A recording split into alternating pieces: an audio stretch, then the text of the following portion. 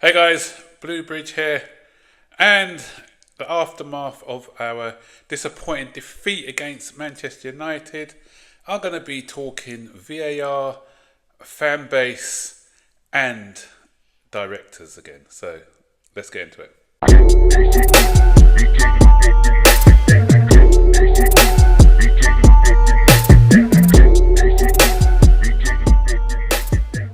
First of all, I'm going to be touching on VAR. Yesterday I didn't touch on that. So much to cover yesterday, and so there was one incident that happened just at 1-0 to Manchester United when João Felix had the ball and he did a nice bit of skill. Mazzari brought him down, Mazzari or whatever his name is, brought him down, and he connected with his knee. With an outstretched foot, nothing, no penalty. A minute later, they go down the other end and make it 2-0. 1-1, could have had a different complexion. Even with 10 men, we know how fragile Manchester United are. And that was a key moment in the game. But what happened? Nothing said on Sky. BBC, in their match of the day yesterday, not even one mention of it. And that's what I'm saying, and I keep saying it, and I'll keep beating that drum, and I'll keep getting onto these big media outlets because there's a lot of double standards out there. Had that been the other way around, we would have been hearing about it endlessly throughout the whole weekend. But nothing, and I said it before, and I'll keep reiterating, when these things are not highlighted, Chelsea referees get away with it, making these decisions against Chelsea because of what's been happening for the Fulham one. It was highlighted, and referees are not giving us anything, and they're okay with it. And so because there's no media outcry. Yesterday, Fulham against Brentford, the same person who was involved in the incident for Chelsea, Muniz, and the guy, he's scored a good goal, but he's been brought back because as he spun his player, he's caught him in the face. He's caught the guy in the face, so the goal is disallowed. Again, the Fulham manager is doing his nut, but was there a big fuss made about that one? No, nothing. And again, it was an accident. Where else is he meant to put his hand? That's all we heard about with the Chelsea one. Where else was he meant to place his foot?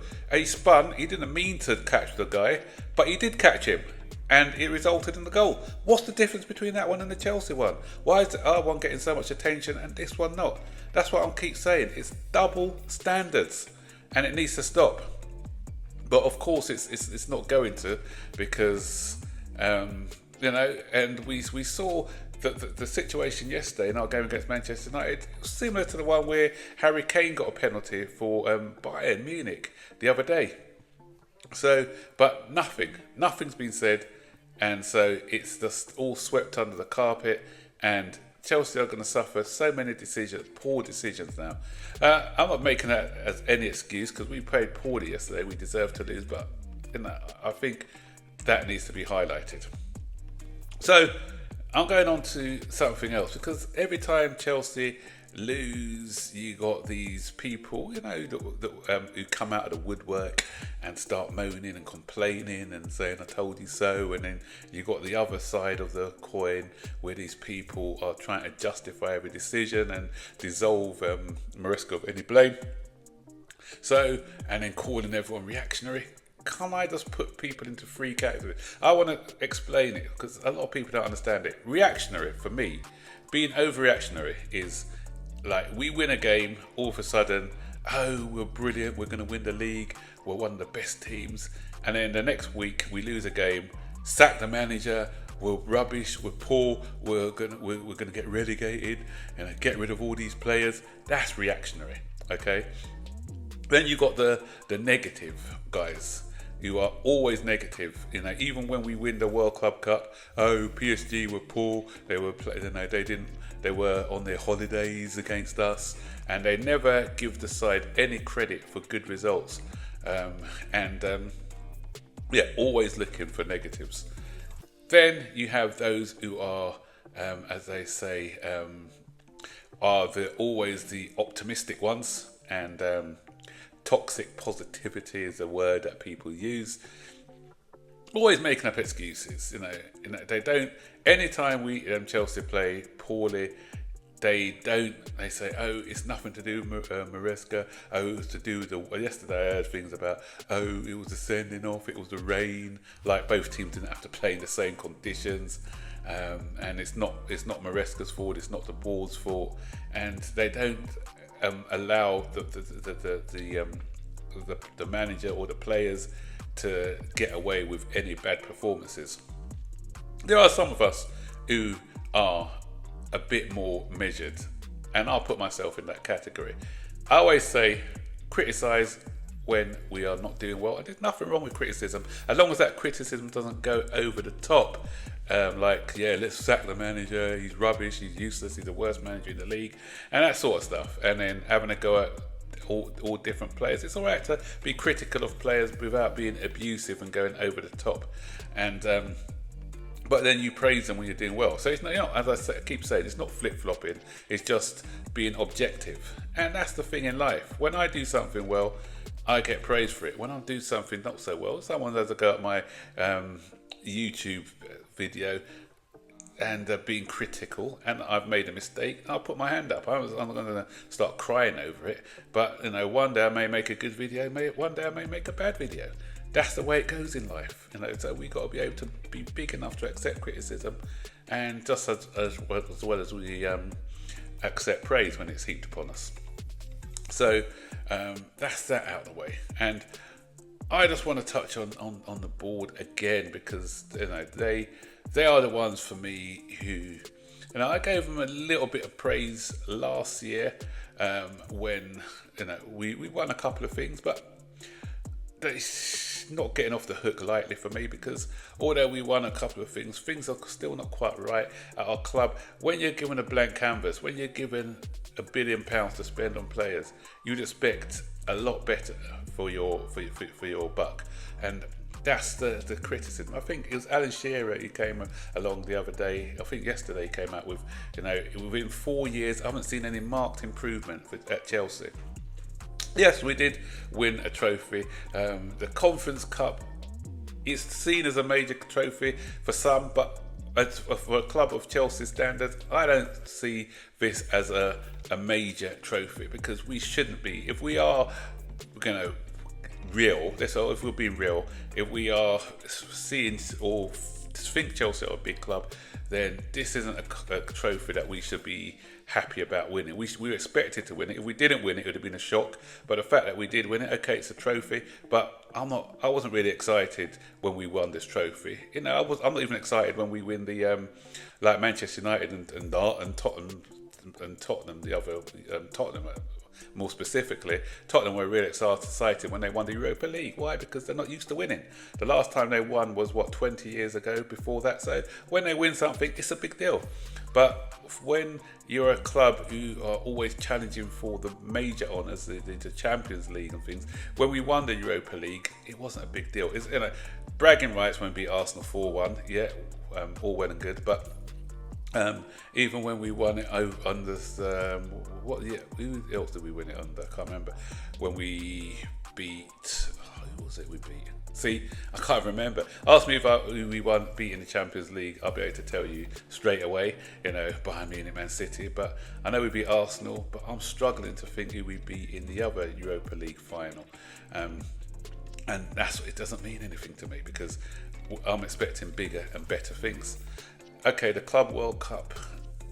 Yeah, a lot of people are saying it was just a little friendly, but for me, I thought it was more important than that, and I think it can be a big cup in the future, so I'm glad we were the first winner of that, and we had a great performance against PSG.